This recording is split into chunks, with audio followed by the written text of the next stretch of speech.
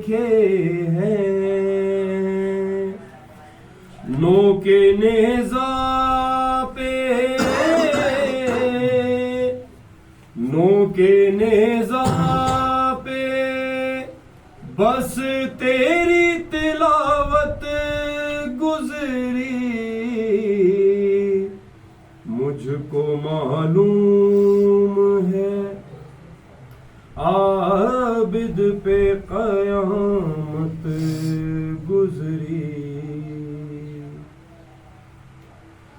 ظرف قاتل کو پرکھنے کے لیے اصغر تھا، ظرف قاتل کو پرکھنے کے لیے اصغر تھا، کسی معصوم کی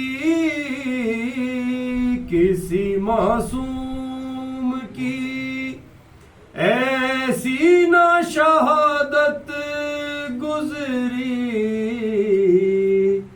مجھ کو معلوم ہے عابد پہ قیامت گزری۔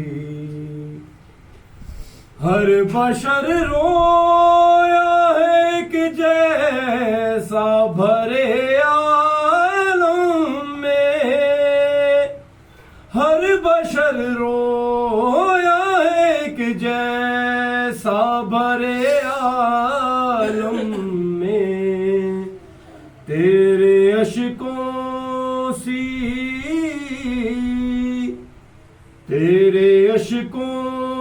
سی دنیا میں نہ رنگت گزری، مجھ کو معلوم ہے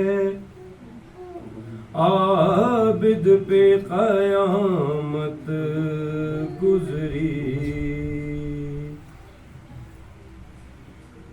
گئی بازار میں زینب کچھ اس طرح جیسے، گئی بازار میں زینب کچھ اس طرح جیسے، حیا کے کفن میں، حیا کے کفن میں لپٹی ہوئی میت گزری، مجھ کو معلوم ہے عابد پہ قیامت گزری۔ چومتا رہتا ہے عادل تو انہی راہوں کو، چومتا رہتا ہے عادل تو انہی راہوں کو، مولا عابد کی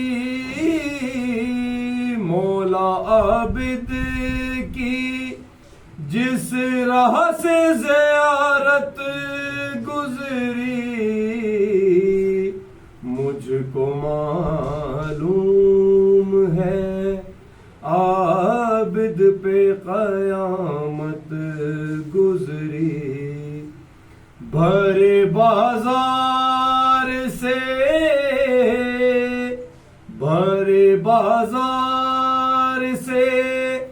جب ملکہ غیرت گزری، مجھ کو معلوم ہے۔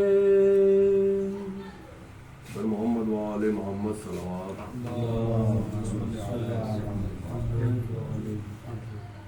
وہ خون روکے یہ کہتا رہا زمانے سے،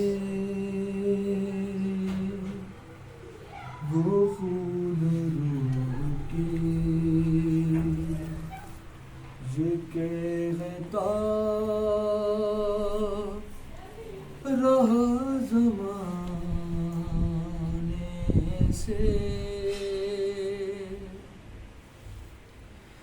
ردائیں چھینو نا ردائیں چھینو نا لوگوں میرے گھرانے سے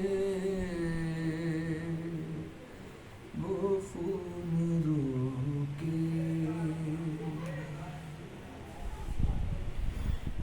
سوال آب پہ سونے پہ اس کے رونے پہ سوال آب پہ سونے پہ اس کے رونے پہ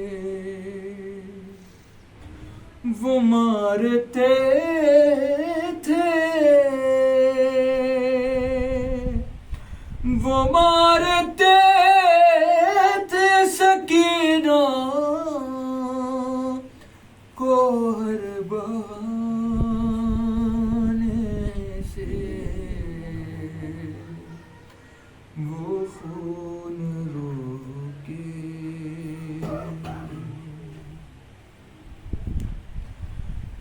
بلائے کس طرح بس کو مدد کے لیے بلائے کس طرح بس کو مدد کے لیے وہ بیردہ تھی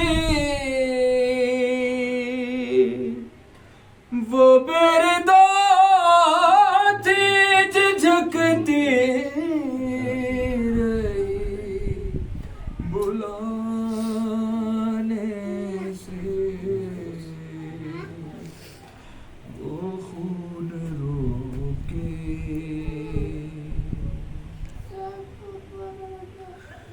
سلایا جاتا تھا بے ہوش کر کے دروں سے سلایا جاتا تھا بے ہوش کر کے دروں سے جگایا جاتا تھا جگایا جاتا تھا عابد کو تعزیانے سے وہ خون روکے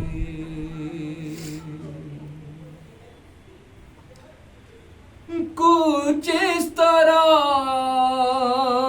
سر وہ بلا وہ اجڑے تھے کچھ اس طرح سر وہ بلا وہ اجڑے تھے کہ ڈر رہے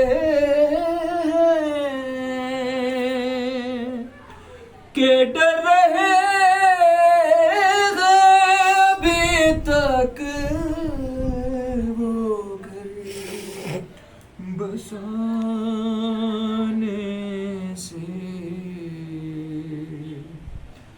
وہ خون روکے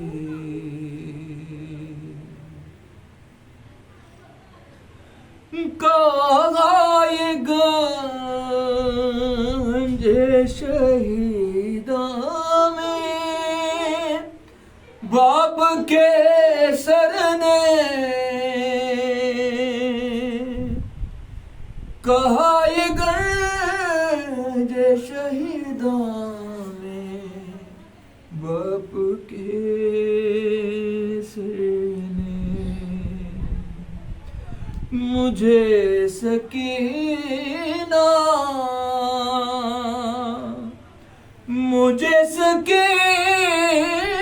بلاتی ہے قید خانے سے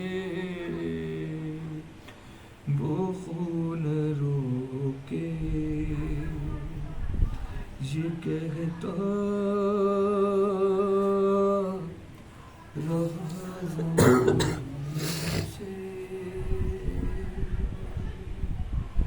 محمد وآل محمد صلی اللہ صل على محمد وعلى محمد.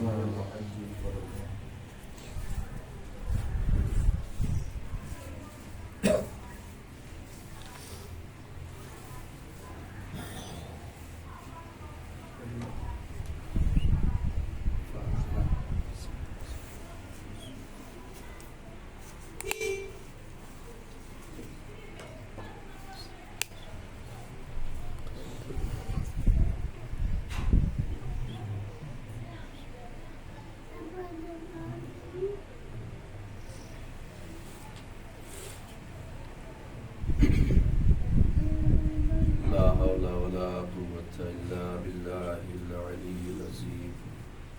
أعوذ بالله من الشيطان الرجيم. بسم الله الرحمن الرحيم. الحمد لله رب العالمين. والجنة للموحدين والمؤمنين والنار للعاصين والملحدين والكافرين والمنافقين والمشركين.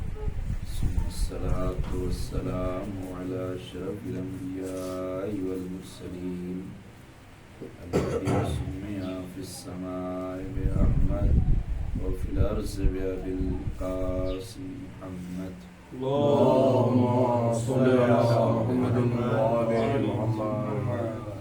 الصلاة والسلام على أهل البيت الطيبين الطاهرين المعصومين المظلومين الغر الميامين واللعنة الدائمة الباقية الجارية القائمة الثابتة على أعدائهم أجمعين. أما بعد فقد قال إمام زين العابدين عليه السلام: ويلك أيها الخاتم اشتريت مرضات المخلوق وسخط الخالق.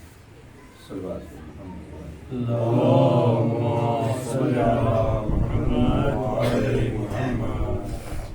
حاضرین بزم اعظم، ماتمداران و صداران سید شہداء، طفیل چاردہ معصومین علیہ السلام، اور خصوصاً بتعید حضرت بطول بنت رسول معصوم عالم جناب فاطمہ زہرا اللهم صل على محمد وعلى محمد.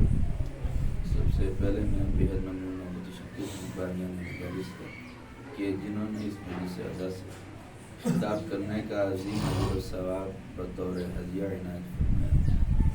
اور آج اس سے قبل کے مجلس کا آغاز ہو آپ حضرات سے التماس کہ ایک مرتبہ سورہ الحمد اور 3 مرتبہ سورہ توحید کی تلاوت فرما کر مرحوم مغفور علی عباس پیر بھائی ابن اظہر حسین پیر بھائی، معصومہ پیر بھائی ابن اظہر حسین پیر بھائی، منیر حسین ابن غلام عباس پیر بھائی، غلام عباس ابن یوسف علی پیر بھائی، فاطمہ بھائی پیر بھائی بنت حاجی نور محمد پیر بھائی، تقی مرزا ابن شہریار مرزا، ہما زہرا بنت حاجی علی حسین کی ارواح.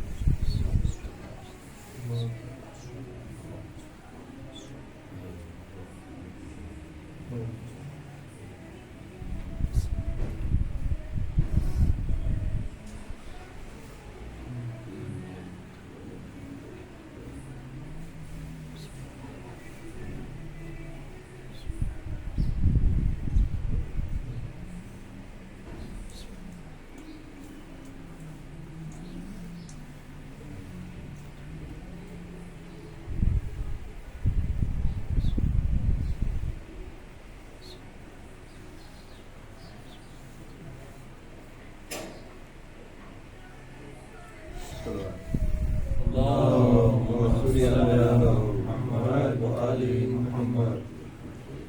روز شہادت ہے سید الساجدین امام زین العابدین علیہ الصلوۃ والسلام. اللهم صل علی محمد وآل محمد. مشہور ترین لقب امام کا زین العابدین ہے، اور جب امام کی کنیز سے پوچھا گیا چوتھے امام کی کنیز کہ امام کا لقب زین العابدین کیوں ہے، تو امام کی کنیز نے بیان کیا کہ میں نے دن میں کبھی بھی ان کے لیے کھانا نہیں بنایا، کیونکہ ہر دن وہ دن میں روزہ رکھا کرتے تھے، تو دن میں کبھی کھانا نہیں بنایا، اور رات جب بھی آئی تو کبھی بستر ان کے لیے نہیں لگایا، اس لیے کہ رات میں مصلی عبادت کے اوپر کھڑے رہا کرتے تھے اور رات بھر عبادت کرتے تھے، اور اس وجہ سے نہ میں نے دن میں کبھی ان کے لیے کھانا پکایا نہ رات میں بستر لگایا، اور ان کو کثرت عبادت کی وجہ سے زین العابدین کہا گیا.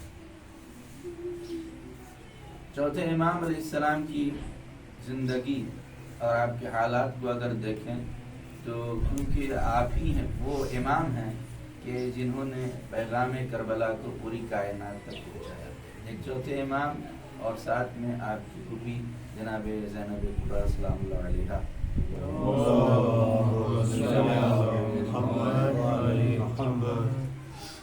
بالخصوص آپ نے جو یزید کے دربار میں خطبہ ارشاد فرمایا ہے، اور اس خطبے کے ذریعے سے شام کے لوگوں کو یہ پتہ چلا کہ یہ لوگ کون ہیں کہ جن کو قیدی بنایا گیا ہے، ان لوگوں کا تعلق کس خاندان سے ہے اور کس قبیلے سے ہے اور کس خانوادے سے ہیں یہ لوگ. اس وقت لوگوں کو پتہ چلا کہ جب چوتھے امام علیہ السلام نے خطبہ بیان کیا. لہٰذا میں چاہتا ہوں کہ آج کی اس مجلس میں چند جملے امام کے خطبے کے، حالانکہ تفصیل ہے اور تفصیل میں جانے کا موقع تو نہیں ہے، لیکن کچھ جملے امام علیہ السلام کی زبان عصمت سے نکلے ہوئے کہ جس میں امام علیہ السلام نے اپنا اور اپنے خانوادے کا تعارف کرایا.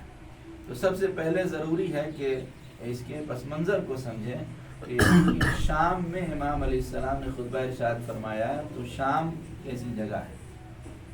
شام وہ جگہ ہے کہ جہاں پر فقیر شام معاویہ کی حکومت تھی، اور جب معاویہ کی حکومت تھی شام میں تو وہ قنوت میں مولا کائنات امام حسن حسین کے اوپر لعنت بھیجا کرتا تھا، اور ایسا پروپیگنڈا اس نے شام کے اندر کیا تھا خانوادہ عصمت و طہارت کے خلاف کہ مولا کائنات نماز نہیں پڑھتے تھے نعوذ باللہ، اور اس کے علاوہ ایسی باتیں پھیلائی گئی تھی پورے شام میں کہ جس کو زبان سے ہم بیان بھی نہیں کر سکتے. اور اسی لیے جب مسجد کوفہ میں مولا کائنات کی شہادت ہوئی تو لوگوں نے، کوفہ کے لوگوں نے سوال کیا کہ علی کی شہادت مسجد میں ہوئی تو مسجد میں کیا کر رہے تھے. یعنی لوگ یہ سمجھتے تھے کہ وہ نماز سے دور ہیں، دین سے دور ہیں، شہزادی کونین کے خلاف کچھ ایسے بہتان و الزامات اور طرح طرح کی پروپیگنڈے اہل بیت کے خلاف معاویہ کے زمانے میں کیے گئے. اسی لیے شام کے جتنے بھی لوگ تھے وہ اہل بیت کے خاندان سے دشمنی رکھتے تھے اور وہ بغض و عناد دل میں رکھتے تھے، کیونکہ ان کو صحیح تعارف ہی معلوم نہیں تھا اور ان کے پاس صحیح انٹروڈکشن ہی نہیں تھا اہل بیت کا کہ یہ کون لوگ ہیں. اور جب معاویہ کے بعد یزید تخت نشین ہوا تو یزید نے بھی اپنے باپ کی ہی سنت کے اوپر عمل کیا، اور یزید نے بھی امام حسین علیہ السلام کو جب کربلا میں شہید کیا ہے تو لوگوں کو اس نے یہی بتایا کہ یہ لوگ باغی تھے اور بغاوت کرنے والے تھے، یہ لوگ خوارج تھے، اور میری حکومت کے خلاف ان لوگوں نے بغاوت کی، اور اس کے نتیجے میں میں نے ان لوگوں کو قتل کر دیا اور میں نے ان لوگوں کو مار دیا. اور یزید نے یہ حکم دیا تھا کہ شہدائے کربلا کو قتل کرنے کے بعد ان کے سروں کو نیزے پر بلند کر کے لایا جائے، اور ساتھ میں ان کے گھر کی جو خواتین ہیں ان کو قیدی بنا لیا جائے، اور قیدی بنا کے میرے دربار میں لایا. آئیے اندر آئیے. اللہم صلی علی محمد وعلی محمد. تو یزید کے نمائندے اور یزید کے جو کارکنان تھے اور فوجی تھے، یزید کے حکم کے مطابق بعد شہادت امام حسین یہ لے کر چلے ہیں آگے آگے نیزوں پر شہدائے کربلا کے سر ہیں، اور پیچھے پیچھے بیویاں ہیں کہ جو بے مقنع و چادر ہے.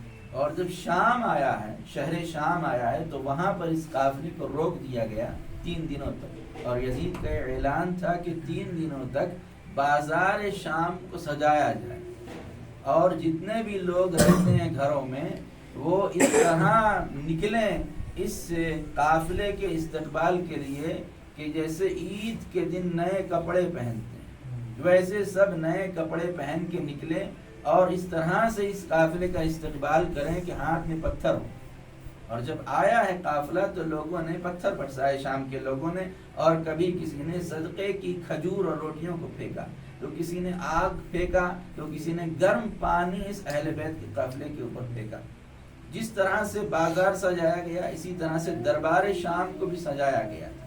اور دربار شام میں یزید نے کئی ایک ملکوں کے سفیر بلایا اور بہت سارے مذاہب کے رہنماؤں کو جمع کیا تھا، اور صرف 700 ایسے لوگ تھے دربار یزید میں جو کرسی نشین تھے. اور اس سے یزید ان لوگوں کو یہ بتانا چاہتا تھا کہ دیکھو میری حکومت یہ ہے اور میرے اختیارات کہاں تک ہیں کہ جو بھی میرے خلاف بغاوت کرتا ہے، جو میرے خلاف بولتا ہے، اس کا یہ انجام ہوتا ہے جو انجام اس خاندان کا میں نے کیا ہے. کیونکہ اس وقت اگر آپ دیکھیں تاریخ کو تو دنیا کا، پوری دنیا کا سب سے بڑا تاجدار یزید تھا. 3 حصے پر، دنیا کے اگر 4 حصے کیے جائیں، 3 حصوں کے اوپر یزید کی حکومت تھی. سب سے بڑا تاجدار یزید اس وقت کا. اور اگر کہیں حکومت نہیں تھی یزید کی تو وہ ہندوستان تھا. اگرچہ ہندوستان اور پاکستان اس وقت ایک ہی تھا، یعنی آپ دونوں ہی سمجھ لیں کہ اگر یزید کی حکومت کہیں نہیں تھی تو وہ ہندوستان اور پاکستان تھا کہ جہاں پر یزید کی حکومت نہیں تھی. اور اسی لیے جب مولا کو وہاں پر نہیں رہنے دیا گیا تو آپ نے فرمایا کہ اگر مجھے یہاں نہیں رہنے دیتے ہو تو مجھے ہند کی طرف جانے دو. تو ہندوستان اور پاکستان آنے کی امام علیہ السلام کی خواہش تھی، امام کی تمنا تھی کہ میں ہندوستان اور پاکستان جاؤں. اور یہی وجہ ہے کہ آج پوری دنیا میں عزاداری تو ہوتی ہے، لیکن جیسی رونق ہندوستان اور پاکستان کے اندر ہے ویسی کہیں نہیں.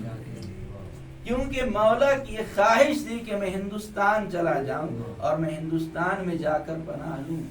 تو یزید جو اتنا بڑا تخت تھا اور یزید کا اتنا بڑا، یعنی اتنی بڑی حکومت تھی کہ 3 حصوں پر دنیا کی یزید کی حکومت تھی، اور وہ اپنی حکومت کو اور اپنے اختیار کو لوگوں کو بتانے کے لیے ایک بڑا مجمع دربار میں جمع کیے ہوئے تھا. اور اہل بیت کا قافلہ 3 دنوں تک شام میں پہلے روکا گیا، اور جب بازار شام میں داخل ہوا اور پھر دربار کے پہلے بھی روکا گیا، اور دربار شام میں اس طریقے سے اس قافلے کو داخل کیا گیا کہ آگے آگے چوتھے امام ہیں کہ جن کے ہاتھوں میں ہتھکڑیاں ہیں، پیروں میں بیڑیاں ہیں، کمر میں لنگر ہیں، گلے میں توقے خاردار ہیں، اور آپ کے پیچھے شہدائے کربلا کے سر نیزوں کے اوپر ہیں، اور اس کے پیچھے بیویاں ہیں کہ جو بے مقنع و چادر ہیں اور ان کے ہاتھ پسے گردن بندھے ہوئے ہیں.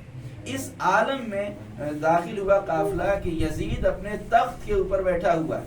جو لوگ سیریا گئے تو دیکھا ہوگا کہ یزید کا تخت 20 فٹ اونچا ہے. اس اونچے تخت کے اوپر یزید بیٹھا ہوا ہے، اور یزید کے ہاتھ میں شراب کا جام ہے، شراب کا گلاس. یزید شراب پی رہا ہے، اور جب یزید کے سامنے سر امام حسین کو تشت طلا میں، سونے کے تشت میں یزید کے سامنے جب پیش کیا گیا سر امام حسین کو، تو یزید نے تخت کے نیچے رکھ دیا، اور جو شراب وہ پی رہا تھا اسی شراب کو اس نے یہ گستاخی کی کہ امام علیہ السلام کے سر پر. حالانکہ کیونکہ یہ صاحبان آیت تطہیر ہیں تو نجاست پہنچ نہیں سکتی ان تک، لہذا اس سے پہلے کہ نجاست پہنچے وہ سرکے میں تبدیل ہو جا رہی تھی، لیکن اس نے گستاخی کرنے کی پوری کوشش کی. تو ایک ہاتھ میں شراب کا جام ہے اور دوسرے ہاتھ میں یزید کی ایک چھڑی ہے، اور اس چھڑی سے امام حسین کے دندان مبارک اور آپ کے لبھائے مبارک کہ جن کو پیغمبر اسلام بوسہ دیتے تھے اس پر مار رہا ہے، گستاخی کر رہا ہے. اور یہ جب دیکھا اس نے کہ اہل حرم کا یہ قافلہ دربار میں آ گیا تو دیکھ کر کہتا ہے کہ کاش کہ میرے بدر کے شہید زندہ ہوتے تو وہ دیکھتے کہ میں ان کے خون کا کس طرح بدلہ لے رہا ہوں. رسول اور آل رسول کو قتل کر کے میں کس طرح سے ان کی خون کا بدلہ لے رہا ہوں، کاش کہ میرے بدر کے شہید زندہ ہوتے۔ اور اس کے بعد یزید نے ایک شعر پڑھا اور اس شعر میں کہتا ہے کہ لعبت بنو ہاشم بالملک فلا ملک جا ولا وحی نزل، بنی ہاشم نے ملک کے ساتھ ایک کھیل کھیلا ہے، نہ کوئی رسول بن کر آیا ہے، نہ کوئی فرشتہ وحی لے کر آیا ہے، نہ کوئی کتاب آئی ہے اور نہ کوئی شریعت آئی۔ تو اس طرح سے یزید شریعت کا مذاق اڑا رہا تھا، یزید دین کا مذاق اڑا رہا تھا، رسالت اور نبوت کا یزید مذاق اڑا رہا تھا۔ اور ایسے عالم میں یزید نے پہلے ہی سے ایک درباری ملا کو خرید کر بلا لیا تھا اپنے دربار میں، تاکہ جب یہ قافلہ دربار میں داخل ہو تو ملا منبر کے اوپر جائے اور جانے کے بعد شیخین کی تعریف کرے اور یزید کے خاندان کی اور یزید کی تعریف کرے اور توصیف کرے، تاکہ لوگوں کو پتہ چلے کہ یزید کا خاندان کیسا ہے۔ لہٰذا یہ کربلا، یہ واقعہ، یہ قافلہ داخل دربار ہوتا ہے اور یزید کا وہ درباری ملا اور وہ خریدا ہوا ملا منبر کے اوپر جاتا ہے اور جانے کے بعد یزید کی اور اس کے آباء و اجداد کی تعریف کرتا ہے۔ جب تعریف کر چکا تو ایک مرتبہ چوتھے امام نے اس خطیب کی طرف اور اس درباری ملا کی طرف دیکھا اور آپ نے فرمایا ویلک ایھا الخاتم اشتریت مرضات المخلوق بے سخط الخالق، اے خطیب تیرے اوپر لعنت ہو کہ تو نے لوگوں کو راضی کرنے کے لیے، تو نے لوگوں کو خوش کرنے کے لیے، مخلوق کو راضی کرنے کے لیے خالق کو ناراض کر دیا۔ اللہ تجھ سے ناراض ہو گیا اس لیے کہ منبر پر جا کر تو نے یزید اور اس کے آباء و اجداد کی تعریف کی۔ تو امام نے ایک طریقہ بھی بتایا اور امام علیہ السلام نے ایک قانون بھی بتایا کہ جو لوگ منبر پر جا رہے ہیں ان کی ذمہ داری ہے کہ کہیں ایسا بیان منبر سے نہ دیں کہ جس کی وجہ سے لوگ تو خوش ہو جائیں لیکن خدا ناراض ہو جائے۔ لہٰذا ضروری ہے کہ جب منبر کے اوپر جا رہے ہوں تو منبر پر جا کر ایسی بات کریں کہ جس سے خدا بھی راضی ہو اور لوگوں کے لیے بھی اجر و ثواب کا باعث بنے۔ امام فرماتے ہیں کہ تو نے ایسا کام کیا ہے کہ خالق ناراض ہے، لوگ تجھ سے راضی ہیں۔ پھر امام فرماتے ہیں فتبوأ مقعدک من النار، اور تیرا ٹھکانہ جہنم ہے۔ اس خطیب کو امام نے کہا کہ اے تیرا ٹھکانہ جہنم ہے، اس لیے کہ منبر پر جا کر یزید اور اس کے آباء و اجداد کی تو نے تعریف کی۔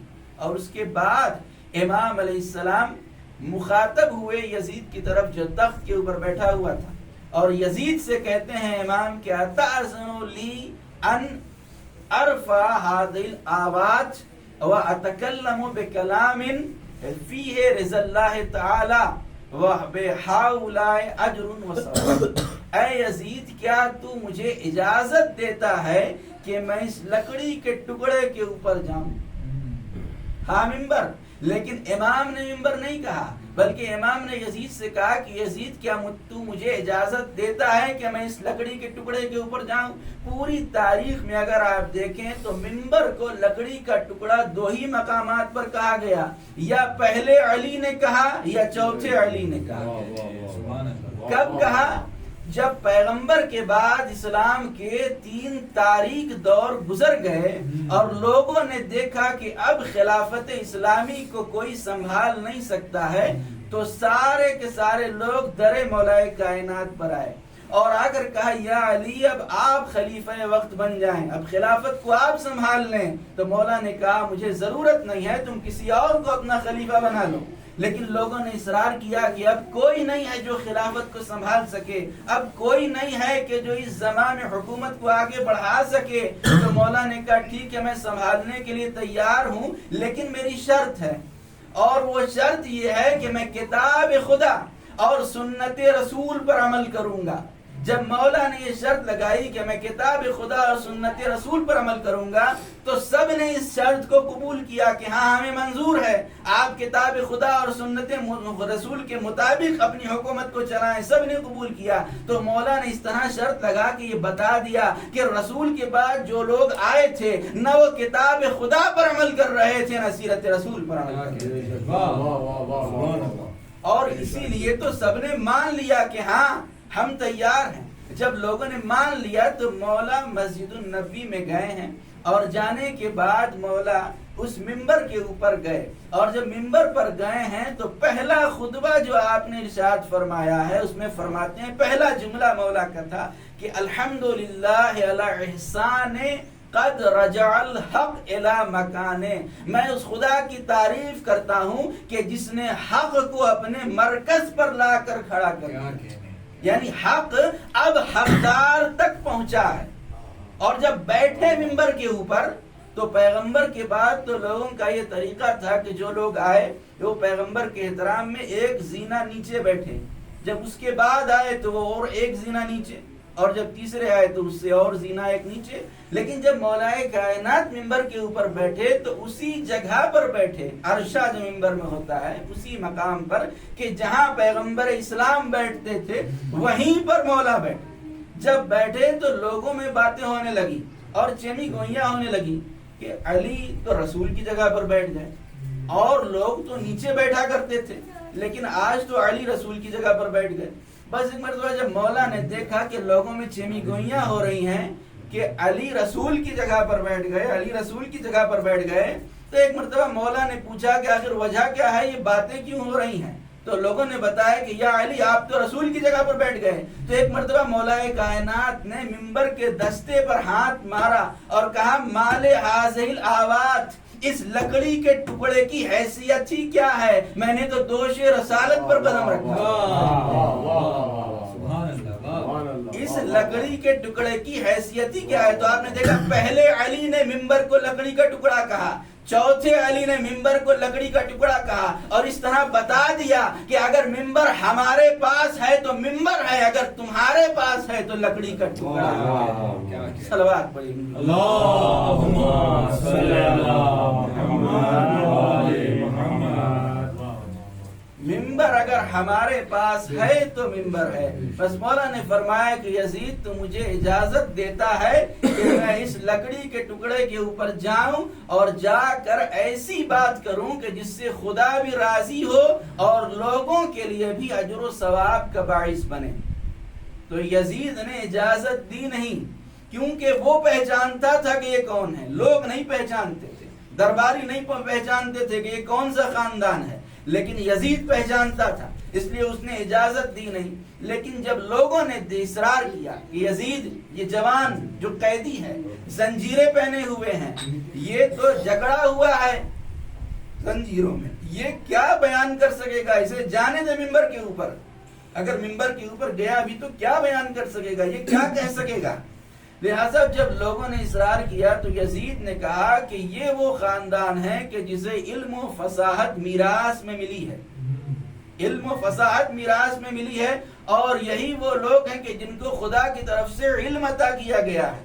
لیکن جب یزید نے دیکھا کہ لوگ اصرار کر رہے ہیں کہ اسے جانے دے ممبر کے اوپر، یہ کیا کر سکے گا، تو یزید نے چوتھے امام کو اجازت دی کہ آپ جائیں ممبر کے اوپر، اور چوتھے امام علیہ السلام ممبر کے اوپر آئے، اور ممبر پر آنے کے بعد آپ نے سب سے پہلے خدا کی تعریف کی، خدا کی توصیف کی، اور اس کے بعد آپ بیان فرماتے ہیں، مجمع کی طرف مخاطب ہوئے اور آپ نے خطبے کا آغاز کیا، اور امام علیہ السلام فرماتے ہیں کہ ایھا الناس اوتینا ستا وفضلنا بسبع، اے لوگوں ہم وہ ہیں کہ جنہیں اللہ نے 6 چیزیں عطا کی ہیں، وَفُضِّلْنَا بِسَبْعٍ، اور 7 چیزوں میں ہمیں پوری دنیا کے اوپر فضیلت عطا کی۔ اور اس کے بعد پہلے عربی میں آپ سن لیں، فرماتے ہیں اُوتِینَا الْعِلْمَ وَالْحِلْمَ وَالسَّمَاحَةَ وَالْفَصَاحَةَ وَالشُّجَاعَةَ وَالْمَحَبَّةَ فِي قُلُوبِ الْمُؤْمِنِينَ وَفُضِّلْنَا بِأَنَّا مِنَّا النَّبِيَّ الْمُخْتَارَ مُحَمَّدًا صلی اللہ علیہ وآلہ وسلم ومنا الصدیق ومنا الطیار ومنا اسد اللہ واسد الرسول ومنا سیدۃ نساء العالمین فاطمۃ البدول ومنا سبط هذه الامة وسيدا شباب اهل الجنة فمن عرفني فقد عرفني ومن لم يعرفني انباته بحسبي ونسبي انا ابن مكة والمنى انا ابن زمزم والصفا انا ابن من حمل الركن باطراف الردى انا ابن خیر من استعذر وارتدى انا ابن خیر من انتعلا واحتفا. بہرحال یہ پورا طولانی خطبہ ہے امام علیہ السلام کا کہ جس کا کچھ ترجمہ میں آپ کی خدمت میں عرض کروں کہ امام علیہ السلام فرماتے ہیں کہ خدا نے ہمیں 6 چیزیں عطا کی ہیں اور 7 چیزوں میں پوری دنیا کے اوپر فضیلت دی ہے. وہ 6 چیزیں جسے اللہ نے عطا کی ہے اس میں سب سے پہلی چیز ہے علم. خدا نے ہمارے خاندان کو علم عطا کیا ہے. بردباری اور صبر خدا نے ہمیں عطا کیا ہے. اور سخاوت خدا نے ہمیں عطا کیا ہے. فصاحت خدا نے ہمیں عطا کیا ہے. شجاعت خدا نے ہمیں عطا کیا ہے. والمحبت فی قلوب المؤمنین، اور مومنین کے دلوں میں محبت، ہماری محبت خدا نے مومنین کے دلوں میں رکھی ہے. اور امام نے اس طرح بتا دیا کہ اے یزید اگر تو مومن ہوتا تو تیرے دل میں ہماری محبت ہوتی، لیکن تیرے دل میں ہماری محبت نہیں ہے کیونکہ تو مومن نہیں ہے.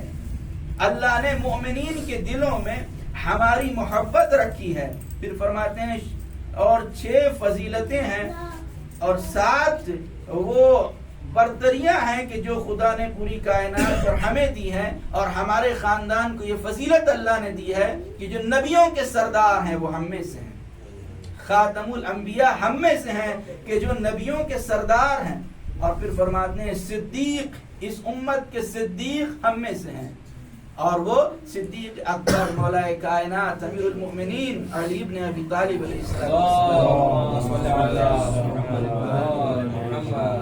لوگوں نے اس لقب کو بھی چرایا اور مولا نے اپنی زندگی میں فرمایا تھا کہ انا صدیق الاکبر ولا یقولها بعدی الا کذاب. میں صدیق اکبر ہوں، سب سے زیادہ بڑا سچ بولنے والا میں ہوں، اور میرے بعد ولا یقولها بعدی، میرے بعد جو اپنے کو صدیق کہے گا کذاب، وہ سب سے بڑا جھوٹا ہوگا کہ جو اپنے آپ کو صدیق کہے گا. تو امام فرماتے ہیں کہ صدیق، اس امت کے صدیق ہم میں سے ہیں. اور پھر فرماتے ہیں کہ جعفر طیار ہم میں سے ہیں، و شیر خدا اور شیر رسول حمزہ ہم میں سے ہیں. اور اس کے بعد فرماتے ہیں اور اللہ نے جنہیں پوری دنیا کی عورتوں کی سردار بنایا ہے وہ سیدۃ النساء العالمین، وہ بھی ہم میں سے ہیں. خدا نے ہمیں شرف عطا کیا ہے کہ وہ بھی ہم میں سے ہیں. پھر فرماتے ہیں اور سبط ھذہ الامہ، یعنی رسول کے سبتین حسنین وہ بھی ہم میں سے ہیں، وہ بھی ہمارے خاندان میں سے ہیں جو جنت کے جوانوں کے سردار ہیں. اور پھر فرماتے ہیں ہر کس مرا جو مجھے پہچانتا ہے وہ پہچانتا ہے، اور جو مجھے نہیں پہچانتا ہے وہ پہچان لے کہ میں مکے کا بیٹا ہوں، میں مینا کا بیٹا ہوں، میں زمزم کا بیٹا ہوں، میں صفا کا بیٹا ہوں، میں اس کا بیٹا ہوں کہ جو سب سے بہترین انسان تھا کہ جس نے پیراہن پہنا اور جس نے ردا اوڑھی. میں اس کا بیٹا ہوں کہ وہ بہترین تھا کہ جس نے نعلین اور کفش کو پہنا. میں اس کا بیٹا ہوں کہ جس نے حج کو ادا کیا اور لبیک کی زبان اپنی زبان کے اوپر سب سے پہلے لبیک کی صدا جاری کی. میں اس کا بیٹا ہوں کہ جو براق پر بیٹھ کر آسمانوں کے سفر کے اوپر گیا شب معراج. میں اس کا بیٹا ہوں کہ جو ایک ہی شب مسجد الحرام سے مسجد الاقصی کی طرف لے جایا گیا. میں اس کا بیٹا ہوں کہ جبریل جسے سدرۃ المنتہا تک لے کر گئے. میں اس کا بیٹا ہوں کہ جو قاب قوسین کی منزلوں کو طے کرتا ہوا آگے بڑھتا گیا. میں اس کا بیٹا ہوں کہ جس کے اوپر خدائے بزرگ نے وحی نازل کی. میں محمد مصطفیٰ کا بیٹا ہوں، میں علی مرتضیٰ کا بیٹا ہوں. میں اس کا بیٹا ہوں کہ جس نے مشرکین کے ساتھ جنگ کی. میں اس کا بیٹا ہوں کہ جس نے لا الہ الا اللہ کی بنیاد رکھی. حقا کہ بنائے لا الہ حسین امام کہہ رہے ہیں میں اس کا بیٹا ہوں کہ جس نے لا الہ الا اللہ کی بنیاد رکھی اور اس وقت تک کفار و مشرکین سے جنگ کرتا رہا جب تک کہ انہوں نے اپنی زبان پر لا الہ الا اللہ جاری نہیں کیا. میں اس کا بیٹا ہوں کہ جس نے کفار و مشرکین کی ناک کو زمین پر رگڑ دیا کہ وہ توحید خدا کو مان لیں. اور اس کے بعد پھر امام فرماتے ہیں کہ میں اس کا بیٹا ہوں کہ جس نے 2 شمشیروں کے ساتھ جنگ کی اور 2 نیزوں کے ساتھ جنگ کی. میں اس کا بیٹا ہوں کہ جس نے 2 مرتبہ ہجرت کی اور 2 مرتبہ جس کی بیعت کی گئی. میں اس کا بیٹا ہوں کہ جس نے 2 قبلوں کی طرف رخ کر کے نماز پڑھی. مولا کائنات پیغمبر اسلام دونوں نے 2 قبلوں کی طرف نماز پڑھی. میں اس کا بیٹا ہوں کہ جس نے بدر میں اور حنین میں جنگ کی. میں اس کا بیٹا ہوں کہ جس نے چشم زدن تک بھی کفر نہیں کیا, آنکھ کے جھپکنے کے وقت تک بھی اس نے کفر نہیں کیا. میں اس کا بیٹا ہوں. اور وہ مولا علی کی طرف اشارہ کر رہے ہیں, اسی لیے سب کو رضی اللہ کہا گیا. لیکن جب مولا کائنات کا نام آتا ہے تو سب کرم اللہ وجہو کہتے ہیں کہ اللہ ان کے چہرے کو مکرم کرے. کیوں مولا کائنات کو کرم اللہ وجہو کیوں کہا گیا؟ وجہ یہی ہے کہ اور لوگوں نے پہلے بت پرستی کی, پھر وہ اس کلمہ پڑھ کر مسلمان ہو گئے, لیکن صرف علی ہیں کہ چشم زدن کے وقت تک بھی کبھی کسی بت کے سامنے سر نہیں جھکایا. اس لیے غیر بھی کہتے ہیں جو کہتے ہیں کرم اللہ وجہو, کہ اللہ ان کے چہرے کو مکرم کرے. مولا فرماتے ہیں کہ میں ہوں کہ جو پیغمبر کا وارث ہوں, اور میں وہ ہوں کہ جو مجاہدوں کا نور ہوں, عبادت کرنے والوں کی زینت ہوں. انا زین العابدین. پھر امام فرماتے ہیں کہ میں عبادت کرنے والوں کی زینت ہوں. وہ انا سید الصابرین, اور میں وہ ہوں کہ جو صبر کرنے والوں کا سردار. اور پورا خطبہ بہت طویل خطبہ ہے کہ اس میں امام علیہ السلام نے اپنا تعارف کرایا, اور تعارف کراتے کراتے جب آپ نے کہا کہ میں علی ابن ابی طالب کا بیٹا ہوں, میں فاطمہ زہرا کا بیٹا ہوں, میں خدیجہ الکبریٰ کا بیٹا ہوں, تو مجمع جو اس خطبے کو سن رہا تھا, مجمع کی حالت یہ ہوئی کہ لوگ چیخے مار مار کر رونے لگے, لوگ گریا و بکا کرنے لگے. اور جب لوگ رونے لگے ہیں, یزید نے دیکھا کہ اب لگتا ہے کہ انقلاب آ جائے گا اور سب لوگ میرے خلاف ہو جائیں گے, میری تخت اور تاج کو الٹ دیا جائے گا, لوگ میرے دشمن بن جائیں گے. تو ایک مرتبہ یزید نے مؤذن کو بلایا. اذان کا وقت نہیں تھا, لیکن مؤذن سے کہا کہ اذان دے. کیوں؟ اس لیے کہ یزید کو پتا تھا کہ یہ وہ خاندان ہے کہ جس کو تیر اور تبر سے روکا نہیں جا سکتا, لیکن اگر خدا کا نام لیا جائے گا تو یہ خاموش ہو جائیں گے. لہذا مؤذن سے کہا کہ اذان دے. اور اسی منظر کی شاعر نے منظر کشی کی ہے کہ غرور شاہی سے روکو نہ شان سے روکو, غرور شاہی سے روکو نہ شان سے روکو, نہ خنجروں سے نہ تیر و کمان سے روکو. غرور شاہی سے روکو نہ شان سے روکو, نہ خنجروں سے نہ تیر و کمان سے روکو, بس اس نتیجے پہ پہنچے نماز کے دشمن, علی کے لال کے خطبے اذان سے روکو. بس اس نتیجے پہ پہنچے نماز کے دشمن, علی کے لال کے خطبے اذان سے روکو. بس اذان تو حق ہے, لیکن اسی کو عربی میں کہتے ہیں کہ کلمۃ الحق یراد بہ الباطل. اذان حق ہے لیکن یزید کا ارادہ باطل کا ہے. یزید امامت کو چپ کرنا چاہتا ہے. بہرحال مؤذن گیا گلدستہ اذان پر. اذان کا وقت نہیں تھا, لیکن اس نے اذان دینا شروع کی اور کہا اللہ اکبر. جیسے ہی اللہ اکبر کا امام نے کہا اللہ اکبر و یوسف و بہی, اللہ اس سے بلند ہے کہ اس کی توصیف کی جائے. پھر اللہ اکبر کہا, امام بھی اس کے ساتھ ساتھ دہراتے رہے. اور جب اس نے کہا اشہد ان لا الہ الا اللہ, میں گواہی دیتا ہوں کہ خدا کے علاوہ, اللہ کے علاوہ کوئی خدا نہیں ہے, امام نے فرمایا کہ میرے جسم کا گوشت گواہی دیتا ہے, میرے جسم کا بال گواہی دیتا ہے, میرے جسم کا خون گواہی دیتا ہے, میرے جسم کی ہڈیاں گواہی دیتی ہیں کہ خدا کے علاوہ کوئی خدا نہیں ہے. اور اس کے بعد مؤذن نے کہا اشہد ان محمد رسول اللہ.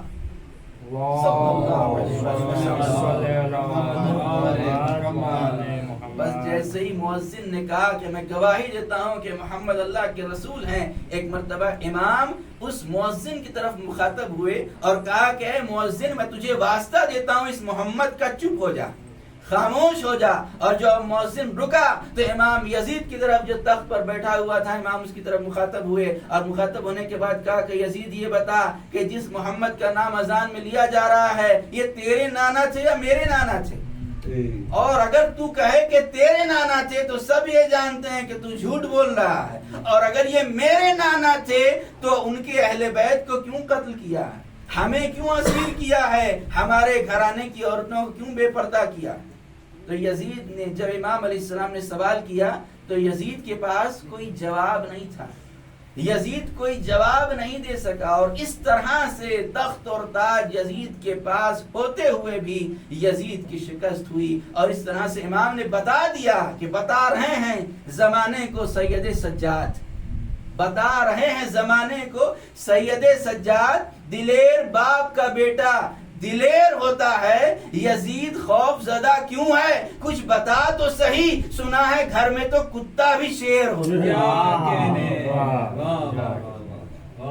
یزید خوف زدہ کیوں ہے، کچھ بتا تو صحیح، سنا ہے گھر میں تو کتا بھی شیر ہوتا۔ اور اسی کو ایک اور شاعر نے کہا کہ دربار میں یزید کے حیجان ہو گیا، خطبہ پڑھا تو کفر پریشان ہو گیا، دربار میں یزید کے حیجان ہو گیا، خطبہ پڑھا تو کفر پریشان ہو گیا، اور سن کر اذان سید سجاد نے کہا دیکھو ہماری فتح کا اعلان۔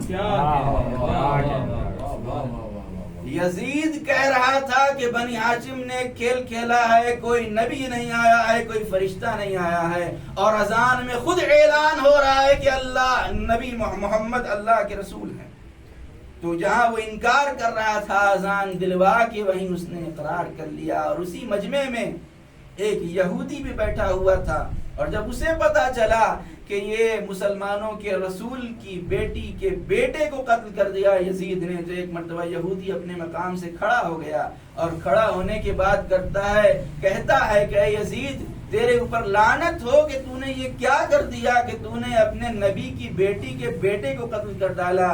اے یزید خدا کی قسم اگر موسیٰ کوئی نواسا چھوڑ کر جاتے تو ہماری پوری قوم اس کی پوجا کرتی، لیکن تو نے اپنی نبی کی بیٹی کے بیٹے کو قتل کر دیا، تو نے یہ بہت بڑا جرم کیا ہے۔ اور جیسے ہی یزید نے یہ سنا تو حکم دیا کہ اس یہودی کو قتل کر دیا جائے۔ جب اسے قتل کیا جانے لگا تو کہتا ہے کہ میں نے توریت میں پڑھا تھا کہ جب کوئی نبی کی بیٹی کے بیٹے کو قتل کر دے، کوئی نبی کی اولاد کو قتل کر دے تو اس کا ٹھکانہ جہنم ہوتا ہے، اور جب تک زندہ رہتا ہے اس کے اوپر خدا کی لعنت ہوتی ہے۔ اس نے یزید پر لعنت بھیجی، اور یزید کے اس عمر قبیح کے اوپر لعنت بھیجی، اور اس طرح سے لوگوں کو پتا چلا کہ جس کو قیدی بنایا گیا ہے یہ خانوادہ رسالت سے ہے۔ بس میں نے اپنی بات کو تمام کر دیا۔ ہاں آپ نے دیکھا کہ چوتھے امام نے خطبہ دیا، اور جب کوئی خطیب ممبر پر جا کر کچھ پڑھنا چاہتا ہے، مجلس پڑھتا ہے، تو آپ نے دیکھا ہوگا کہ خطیب کے لیے ضروری ہوتا ہے کہ اپنے چہرے کو بھی ہلاتا ہے، اپنے پیروں کو بھی حرکت دیتا ہے، اپنے ہاتھ سے اشارہ بھی کرتا ہے۔ لیکن ہائے ہمارے بیمار امام تھے کہ جب خطبہ دینے کے لیے ممبر پر گئے تو ہاتھ سے اشارہ نہیں کر سکتے تھے، اس لیے کہ ہاتھ زنجیروں سے جکڑے ہوئے تھے، گردن کو ہلا بھی نہیں سکتے تھے، اس لیے کہ گردن میں توق خاردار، اور امام پیروں کو بھی نہیں ہلا سکتے تھے، اس لیے کہ امام کے پیر بھی زنجیروں سے جکڑے ہوئے تھے۔ اور اسی لیے امام علیہ السلام نے ایسے موقع پر امام نے خطبہ دیا ہے کہ جب توق اور زنجیروں سے جکڑے ہوئے ہیں امام علیہ السلام، اور اسی لیے تو بعد کربلا 40 سالوں تک خون روتے رہے امام، جب بھی پانی آیا ہے بابا کو یاد کر کے روتے رہے۔ شخص آیت اللہ خوئی کے پاس گیا اور جا کر کہتا ہے آغا میں نے اپنے گھر میں مجلس برپا کی تھی، اور اس مجلس میں میرا پڑوسی بھی آ گیا، اور خطیب نے اور ذاکر نے مجلس میں پڑھا کہ 40 سال تک خون روتے رہے۔ تو پڑوسی انکار کرنے لگا اور کہنے لگا یہ انسان کی فطرت کے خلاف، انسان خون کے آنسو کس طرح رو سکتا ہے؟ آیت اللہ خوئی نے کہا میں تیرا جواب شام میں دوں گا۔ ایک مداح کو بلایا گیا، ایک ذاکر کو بلایا گیا، اور آیت اللہ خوئی اس مجلس میں بیٹھے رومال لے کر آنکھوں سے لگایا، اور اس رومال کو جب مجلس ختم ہوئی رومال کو بند کیا اور اس شخص کے حوالے کر دیا اور کہا کہ تیرا جواب اس رومال میں ہے۔ جب وہ گھر پہ جا کے گیا اور اس رومال کو کھول کر کیا دیکھتا ہے کہ 2 خون کے قطرے قطرے اس رومال میں ہیں۔ آیت اللہ خوئی نے بتایا کہ جب نائب امام خون کے آنسو رو سکتا ہے تو امام کیوں خون کے آنسو نہیں رو سکتا؟ امام نے 40 سالوں تک خون کے آنسو سے امام علیہ السلام نے گریہ کیا۔ ہاں، یہ 4 جنازے ایسے خانوادہ عصمت و طہارت میں ملتے ہیں کہ جب غسل دینے والا غسل دینے لگا ہے تو ایک مرتبہ چیخ مار کر رویا ہے۔ سب سے پہلا جنازہ شہزادی کونین کا جنازہ تھا۔ جب مولا کائنات غسل دینے لگے تو آپ نے دیکھا کہ شہزادی کا ہاتھ پہلو کے اوپر ہے۔ آپ نے ہاتھ کو ہٹانے کے لیے شہزادی کو واسطہ دیا۔ شہزادی نے ہاتھ کو ہٹایا تو آپ نے کیا دیکھا کہ آپ کا پہلو شکستہ ہے، آپ کی پسلیاں ٹوٹ چکی ہیں۔ بس ایک مرتبہ فاتح خیبر نے چیخ مارا اور روئے۔ سلمان نے پوچھ لیا مولا میں نے آپ کو خیبر فتح کرتے ہوئے دیکھا، میں نے کبھی اس طرح روتے ہوئے نہیں دیکھا، آخر وجہ کیا ہے؟ فاتح خیبر نے کہا سلمان فاطمہ بہت صابرہ تھی، پہلو کی پسلیاں شکستہ ہو گئی تھی، لیکن فاطمہ نے کبھی مجھ سے بتایا نہیں۔ جزاکم اللہ خیر الجزا۔ یہ پہلا جنازہ تھا کہ جسے غسل دیتے ہوئے علی جیسے شجاع بھی چیخ مار کر روئے۔ وہ دوسرا جنازہ سکینہ کا جنازہ تھا کہ جب غسالہ کو بلایا گیا غسل دینے کے لیے اور اس نے کرتے کو اتارنا چاہا تو ایک مرتبہ چیخ مار کر روئی اور بے ہوش ہو کر گر پڑی۔ جب ہوش میں آئی تو پوچھا گیا کہ آخر روئی کیوں؟ تو ایک مرتبہ غسالہ نے جواب دیا جب میں کرتا اتارنے لگی تو کرتے کے ساتھ ساتھ اس بچی کے جسم کی کھال بھی اترنے لگی۔ زینب سے پوچھتی ہے بی بی کیا اس بچی کو کوئی بیماری تھی؟ تو ایک مرتبہ جناب زینب نے کہا نہیں اسے کوئی بیماری نہیں تھی، بس کربلا سے کوفہ اور کوفہ سے شام تک شمر کے تازیانے کھاتی رہی، شمر کے تماچے کھاتی رہی۔ یہ دوسرا جنازہ تھا کہ جب غسل دینے والے نے غسل دیا تو چیخ مار کر روئی۔ اور وہ تیسرا جنازہ 7ویں امام کا جنازہ تھا کہ جب مولا رضا غسل دینے لگے تو ایک مرتبہ چیخ مار کر روئے، اس لیے کہ ہتھکڑیوں اور بیڑیوں کے نشان جسم کے اوپر موجود تھے۔ اور وہ چوتھا جنازہ ہمارے مولا سید سجاد کا جنازہ تھا کہ جب 5ویں امام غسل دینے لگے تو ایک مرتبہ چیخ مار کر روئے۔ کسی نے پوچھا تو مولا نے جواب دیا جب میں اپنے بابا کو غسل دے رہا تھا تو میں نے دیکھا کہ پشت پر ابھی تک تازیانوں کے نشان تھے، پشت پر تازیانوں کے نشان تھے۔ اسی لیے آپ نے سنا ہوگا کہ تاریخ کربلا لکھنے والوں نے سب کچھ لکھ دیا کہ زینب کتنے موڑ سے گزری ہیں، کتنے چوراہوں سے گزری ہیں، کتنے پتھر برسائے گئے، کس کس کے دربار میں گئی ہیں، کیسے کیسے بازار سے گزارا گیا۔ حد یہ ہے کہ لکھنے والوں نے یہاں تک لکھ دیا کہ امام حسین کو کتنے تیر لگے۔ میر انیس نے لکھا 1900 ہے زخم تنے چاک چاک پر، زینب نکل حسین تڑپتا ہے خاک پر۔ سب کچھ تاریخ کربلا لکھنے والوں نے لکھ دیا، لیکن 2 باتیں ہیں جسے کوئی لکھ نہ سکا، کوئی بتا نہ سکا۔ پہلا یہ کہ سید سجاد نے اپنی پشت پر تازیانے کتنے، کوئی تاریخ لکھنے والا یہ نہ بتا سکا کہ سید سجاد نے تازیانے کتنے کھائے، اور دوسرے کوئی یہ نہ بتا سکا کہ سکینہ کی پیاس کب بجھی، کب سکینہ کو پانی ملا، یہ کوئی نہ بتا سکا۔ ہاں یہی بیمار کربلا ہے کہ جب کوفے میں داخل ہوئے ہیں اور آپ کی نظر دار العمارہ پر پڑی ہے تو کیا دیکھتے ہیں کہ آپ کے چچا مسلم کا سر ہے جو دار العمارہ سے لٹک رہا ہے۔ آپ نے سلام کیا چچا مسلم آپ پر سلام۔ بس ایک شخص آگے آیا اور آ کر کہتا ہے یہ مسلم تمہارے چچا نہیں ہو سکتے، اس لیے کہ جس طرح تم اس بازار میں آئے ہو، کوفے میں آئے ہو، ایسے ہی کچھ مہینے یہ مسلم بھی آئے تھے، میں نے انہیں بھی دیکھا تھا۔ جس طرح تم ہتھکڑیوں میں جکڑے ہوئے ہو ویسے ہی مسلم بھی جکڑے ہوئے تھے۔ جیسے تمہارے پیروں میں زنجیر ہے ویسے ہی مسلم کے پیروں میں بھی زنجیر تھی۔ جیسے تمہارے سر سے خون بہ رہا ہے ویسے ہی مسلم کے سر سے بھی خون بہ رہا تھا، مسلم کے چہرے سے بھی خون بہ رہا تھا، لیکن یہ تمہارے چچا نہیں ہو سکتے، اس لیے کہ جب مسلم کوفے میں آئے تھے تو سر کو اٹھائے ہوئے تھے، لیکن اے ضعیف میں تجھے دیکھ رہا ہوں کہ جب سے آیا ہے سر کو جھکائے ہوئے ہے۔ آخر وجہ کیا ہے؟ ایک مرتبہ مولا سید سجاد نے کہا اے بھائی تو نے انصاف نہ کیا، ارے جب میرے چچا مسلم کوفے میں آئے تھے تو تنہا آئے تھے، لیکن میں تنہا نہیں ہوں، جب سر کو اٹھاتا ہوں پھوپھیوں کے کھلے ہوئے سروں پر نظر پڑتی ہے، میں غیرت سے سر کو بلند نہیں کر سکتا، میں غیرت سے سر کو اٹھا نہیں پا رہا ہوں۔ پہلی وجہ تو یہ تھی، اور دوسری وجہ یہ کہ جس طوق میں جو طوق خاردار مولا سید سجاد کے گلے میں تھا اس سے ایک زنجیر لگی ہوئی تھی، اور وہ زنجیر محمد باقر کے گلے میں لگی ہوئی تھی، اس طوق سے بندھی تھی۔ جیسے ہی چوتھے امام سر کو اٹھانا چاہتے تھے محمد باقر کی چیخ نکل جاتی تھی، آپ کے پیر زمین سے اٹھ جاتے تھے اور کہتے تھے بابا میرا گلا۔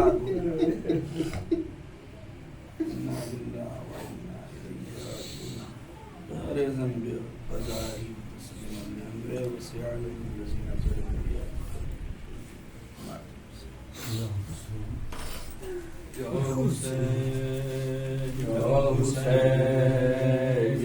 حسین